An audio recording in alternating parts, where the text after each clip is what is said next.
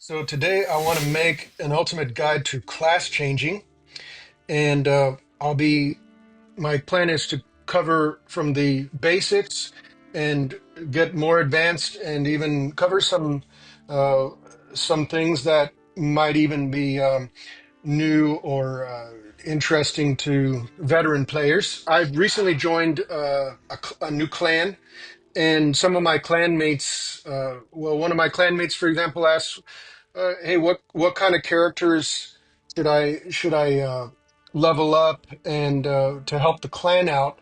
And I said, "Well, uh, it doesn't matter so much what classes you play.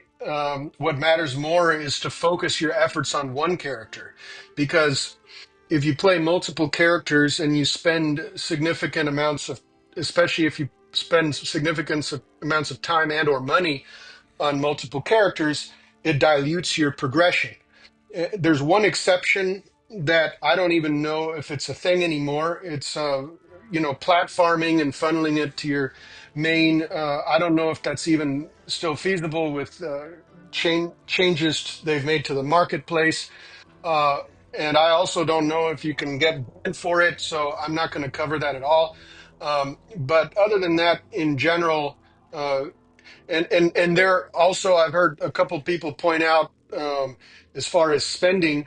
So the battle pass applies to all your characters, um, and so does, I think, the orbs when you buy special packs.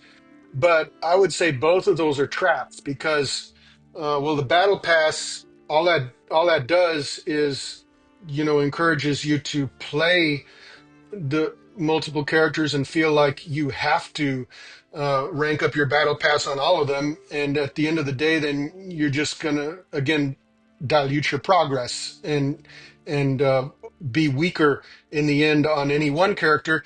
And you can only really play one character well at a time. There is the possibility of multi-boxing if you have different devices and different accounts. Some people like that, but you know, no matter how skilled you are at any given skill level, you're gonna focus on a character and play a character better if you only play one at a time. So anyway, uh, yeah. So to be as strong as you can possibly be and to help your clan as much as possible, focus on one. And alts, you can use them. For example, I've parked this guy in my solo clan and my solo warband so that I retain access to them. Okay, so there's a purpose for alts, but you don't need to play them off, and you don't need to rank them up to high level. Um, and every second and every dollar you spend on an alt is one that you don't spend on your main character, making that one more powerful. So here we go. If I had divided my time and money between all three of these characters, I would be significantly weaker than I am right now. So let's uh let's move on now. Now that I've I think motivated the benefits of class changing over using alts. So I take it to the extreme. I cycle between all classes, and here I've logged out next to the Essence NPC, so we can start out by looking at my progress. So if you go to any Essence NPC like Zamina in Westmarch, and there's one in every town, Essence transfer, loyalty bonus, you can see that I currently have on my current class only one, two, three essences remaining. And the way I like to do things is I like to personally uh, catch them all on a particular class and then switch and prioritize classes that I have the most essences missing from. So, of course, that means the next class I'm going to switch to is Druid, since I haven't played that one yet, and so I've got the most essences missing from it. I've got only one set left on missing on Wizard, one set on Barbarian. I mean, these are all the latest ones, right? Monk. I've got them all on Demon Hunter. One set missing on Crusader, one set missing on Necromancer, one set missing on Tempest, and then I've got these all missing on Druid. And Uh, One thing that I find interesting is just to look at the costs. So normally the basically the second latest, so the latest essences will start at 200 loyalty points that you get from extracting legendary items that you don't need. And, then the next one will cost 300, 400, 500, 600. I don't know if the sixth one of a given set is 600 or 700. It's definitely not worth finding out. But yeah, that's for the new essences, and then the second latest will cost 600 legacy loyalty points.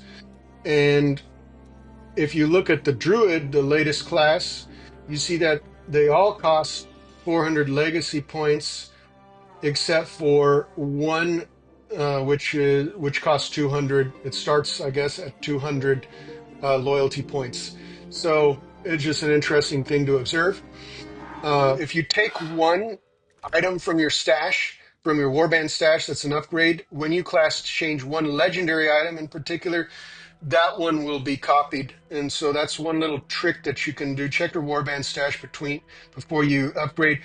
A green item, if you take a green item, it's not going to give you any benefit for class switching in particular, but the legendary item will be copied.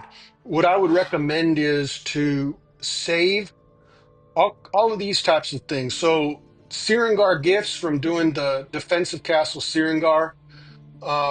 You've got mystery equipment boxes from various events. You've got mystery legendary items from various events, and you got these legendary chests from whatever the monthly event is in the event center. And I would recommend saving all these up. And also, there's the Moonride Divination. If you come over here to the Rite of Cleansing, it'll show you, in my case, I've got 31 out of 200 Moonride Flora. The 200, I hear, is a soft cap. So even if you exceed that, additional flora will be mailed to you. So you don't even need to worry about that cap. Personally, I prefer to save this, especially since they're so slow to gain.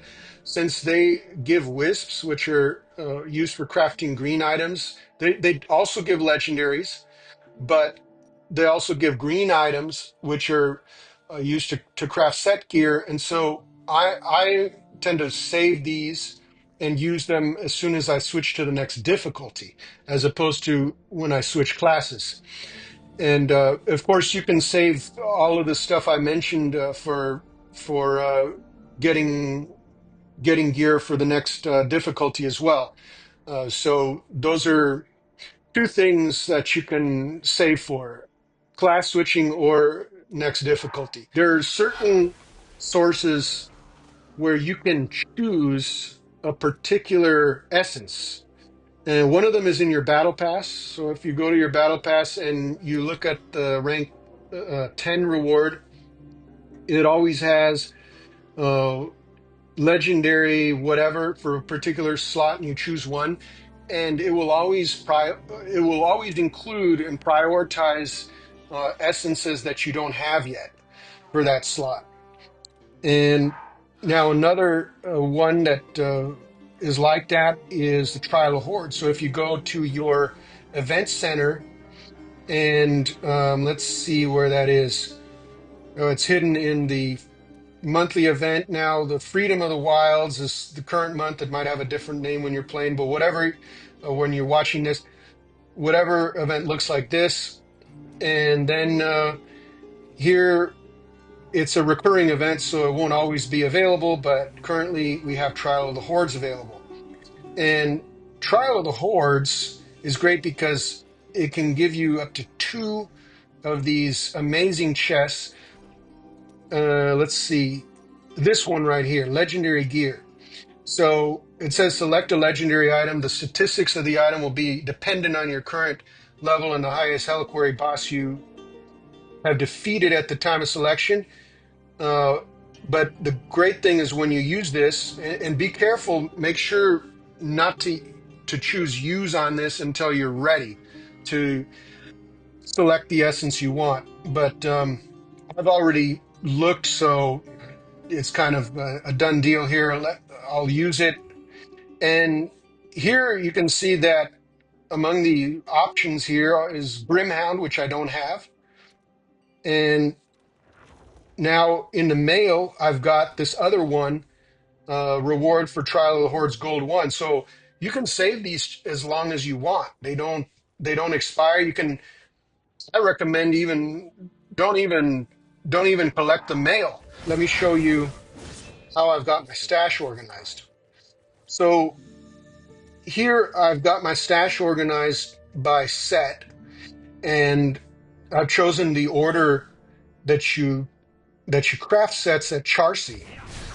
So if you go to Charcy and look at item crafting, set crafting, you see we've got this list, Grace, Mountebank, etc. And I've just chosen that same order for my stash tabs to keep them really well organized. And sometimes these, when you switch loadouts, they might be out of place. You might see that, some of them might be out of place, but I like to periodically clean them up. So yeah, Grace Mountebank, Shalbas Issitar, Winloft Shepherds, Baron's Vithus, Boom Guide Banquet, Seeds Angmets, and Winter Wildfire, Charms Legendaries, and then this, Skybreaker's Bolt. And now we've even got another tab. You have to freaking scroll here to even see it if you buy the Boon of Plenty. Okay, so these three stash tabs are from the Boon of Plenty, but you can get 1, 2, 3, 4, 5, 6 as a free to play.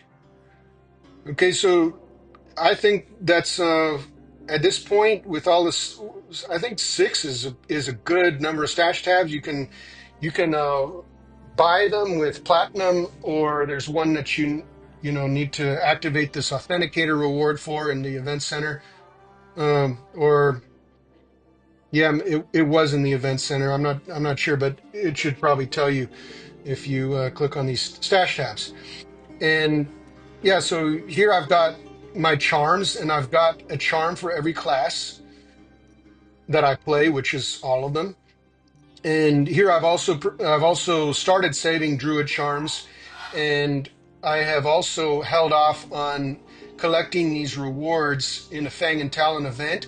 This type of event is only active for a short time after they introduce a new class, which has been so far once a year. And you can see these rewards include selecting choice of legendary gear, as well as let's see, I I clicked this before I read what it had. So yeah, this gives you charm skill bonuses, 3 druid skill bonuses guaranteed, and a druid charm. So I am going now to use this legendary gear. I'm going to select a Grimhound, one of the missing essences. Okay. And I just like to read the flavor text, the skill text and the flavor text, that the longer you remain near an enemy, the more damage you deal up to them. Mawgutter Peta lost his humanity while protecting Elmwick from thralls. Though he slew dozens, Peta eventually joined the fiends in slaughtering the village. Oh man. Okay, let's extract that. Legendary weapon.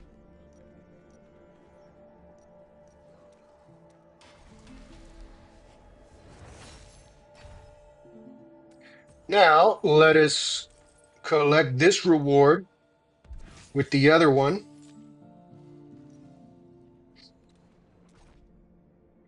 And here we have this, so let's use that. And now it's going to, watch this, it's going to have one of these essences. Either it's going to have Fjorda's Death Mask, and probably also Mullen Response as options. So let's use it. And I want to mention one other thing. If you have a choice to use this for an essence that costs 600 or 400 legacy points versus one that costs 200 normal points uh, for the loyalty bonus, then use it, prioritize using it for an essence that's more expensive. But in this case, they're all equally expensive, so I'm just going to use this here. And I'm going to choose Fjorda's Death Mask and get them all in response. Okay, let's see what this Death Mask says. Whirling Strike also increases your damage done, stacking up to a maximum of 28.5. After Fjorda the Resolute succumbed to her curse, her face was preserved in metal. Generations of Blood Knights have hunted beasts whilst wearing the same unwavering gaze. Well, okay.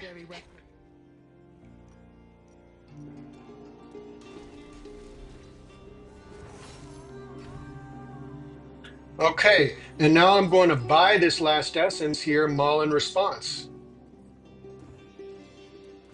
And I have half a mind to stay on Blood Knight a bit and try this out, among others. Okay, you see I've got them all now. Here are, some essentially potential side grades that I've kept. And you see that, this one has a slightly higher score than what I've got equipped, but uh, I'm not using it because it just doesn't have as ideal a combination of attributes on it. It's got lower combat rating, first of all, uh, which is not relevant for me in most of my activities as a veteran endgame player, but it does help, with raids, being able to do more of the raids, being above the recommended combat rating for more of the raid bosses, as well as higher challenge rifts. So as a veteran endgame player, combat rating is no longer something I prioritize, but, if I have to choose, if as a tiebreaker, I look at combat rating as well. If you're a new or casual or returning player, combat rating is probably what you want to focus on until you are above the recommended for most of your activities in your current difficulty and in the server Paragon's difficulty. But I'll talk about that more in the next video. The attributes, the exact distribution of attributes are not ideal on either of these, and they're the same, in fact. Um, the magic attributes is where the one that I've got equipped is considerably better in my opinion, at least in general. Uh, Crit hit chance is a super strong uh, attribute for DPS, and it pairs very nicely with crit damage. And skill damage is also excellent for builds that use a lot of skill damage, which you can check at the target dummy. But here, this other one has movement speed increase while invisible, which is only good for maybe certain PvP builds that rely on invisibility. Then we've got evasion rating increase, which can be definitely good in PvP. Dash cooldown reduce when defeating a monster. Well, that's a PvE only thing, so it's a mixed bag, you see. And then heal for 4.4% of your maximum life for every 10 yards you move. That could also be maybe kind of nice to have in PvP, but it's too much of a mixed bag among other things. So that's why I don't see myself really ever using it. And certainly, if it has any use, it's super niche and not something to take when you're class switching. This one here, uh, yeah, it's again. I'll go into this in more detail in my other video, but where it gets interesting with class switching is when you're trying to decide between things that have these class specific, aka eternal or terror affixes on them. So Tendrils of Blood, for example, is a Blood Knight skill, so is Transfusion. And these type of affixes, when you class change, will change to different affixes, and it's not random. And I'll show you, there's a chart to look at. So this one is interesting because, so this helmet here uh, has actually higher combat rating, and it's got uh, let's see, I've got vitality, willpower, strength, and this one's got fortitude, vitality, strength. Um, yeah, that's in general a little better distribution of primary attributes. I'd say fortitude is a little better than willpower for most builds on average. And then we've got whirling strike and skewer, which I haven't been using as a blood knight, which is why I haven't equipped this helm.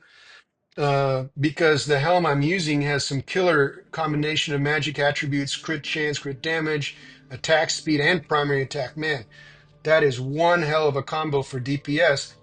So what I'm going to do is remove this, and I'm going to show you now when you go over to the, this is Celine's Basilica in West March. This is where you class change. And if you look in the Shifting Flames and choose Overview, and you scroll down and it says click here to view details, click on that, then it'll show you what changes to what else.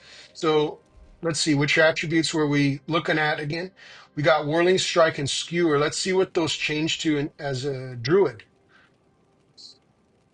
So we've got Blood Knight and Druid. So we got Whirling Strike and Skewer. Skewer changes to Stag Charge, reduce damage taken by 15% while transformed. Okay, that could be good for PvP, I guess, if you use a build using Stag Charge. And then Whirling Strike, I think, is the other one that goes to Raven Swarm, generates an additional 3 primal power. That is also something I've heard content creators discussing Druid builds talking about that uh, using Raven Swarm in for farming, or I forget if any meta PvP builds use it, but certainly generating primal power is a good thing. Um, is this combination strong enough to get me to really choose that over this one that I currently have equipped? I don't know. Uh, Skill damage also, I guess druids probably in general have most of the damage being skill damage, but I lose all of this great stuff that's just general. So uh, let's see, whirling strike and skewer again, double checking this, whirling strike and skewer. Yeah, stag charge and raven swarm. Basically, am I going to use that in every build, and how useful are they going to be compared to this other stuff? Those are the considerations that I'm taking into account. And let's see, attack speed is going to be great for druid, especially because it increases the animation speed of, like, Orath has this super fast build, for example, that's it uses, like, I think, a channeled movement speed ability and bear form, and so you'll go even faster the more attack speed you have, primary attack, and then just crit chance and crit damage. I mean, it's such a banger combo. It might be slightly less good for PvP in general, maybe, but you know what? I think overall the one that I have is actually better. Overall, if you take into account all the builds that I'll be playing in PvE and PvP. So those are the kind of careful choices that you want to make if you have multiple items for a given slot, to decide which one to equip, because unfortunately you can only take one legendary per slot. And definitely make sure not to get naked. So that is one thing, one surprisingly common mistake that people make when they class change. They think, I'm going to keep my gear safe by stashing it before I class change. Just don't do that, okay? Class specific cosmetics on your current class won't work on the class you switch to. So you don't technically lose them. You can still wear them again if you switch back, but you just won't be able to wear class-specific ones on classes you don't have them unlocked for. There's a 24-hour cooldown for class changing. It used to be a week. I'm not sure why they still have a cooldown at all, but you get used to it, and it doesn't really cramp your style over time, in my experience. But it would be even better if they just removed it. So I started with an earthquake charm and I have a guide called How to Be Charming for Free, and I'll link that in the description of this video. But and that explains the basics of charms. But this is what my druid charm looks like so far. And one thing that I recommend also saving for class switching are these crafting materials: iron ore, silver ore, pain remains, and rhodolite. And I'll be covering most of those in my next video. But the silver ore, I've already used it to craft a bunch of skill stones, and I'm going to craft one more now. Just craft them all and see how much I can improve the charm already. And I just love that stag charge. Okay, so let's go and view this, see what we can do. We've got, let's do this one first.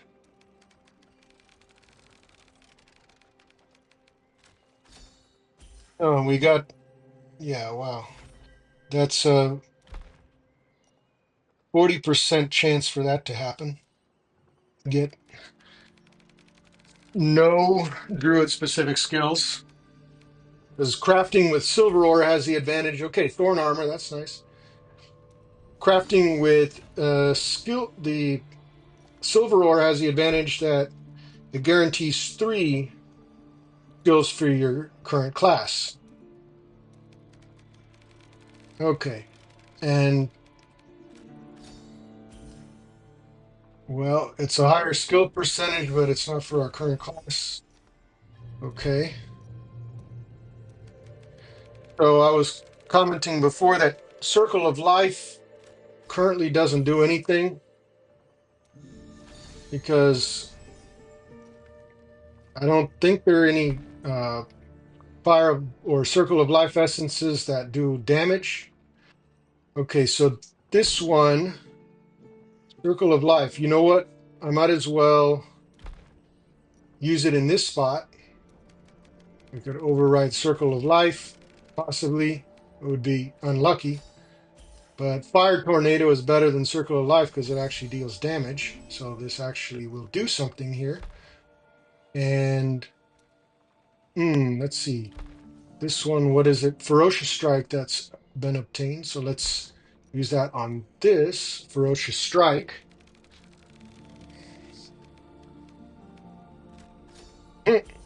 So yeah, so this is a great, follow up. In fact, to my charm video, this is a great illustration in practice here.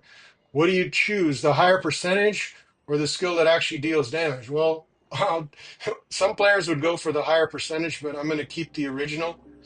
And it even warns you. You see, this game is like, will lead you astray if you just go on automatic and follow the warnings and everything. No, I am pure.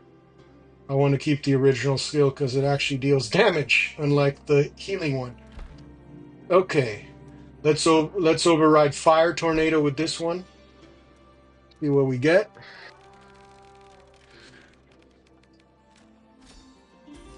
Nope, we're going to keep the original.